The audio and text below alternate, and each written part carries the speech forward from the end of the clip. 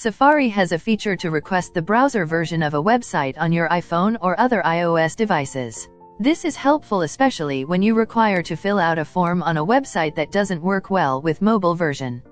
To request a desktop version of a site in Safari, open Safari and go to the website you want to browse.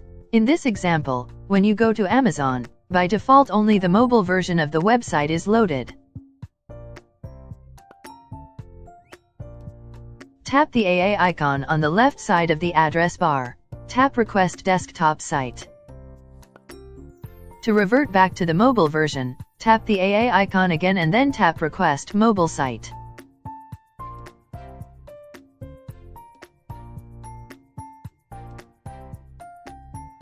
You can also set it to always load the desktop site for any website. For example, go to cnbc.com in Safari. Tap the AA icon. Tap Website Settings. Tap Request Desktop Website. Tap Done. Now it is set to load cnbc.com to always load the desktop version of the website. To view the list of websites with the Request Desktop Website turned on, go to Settings. Scroll down and select Safari.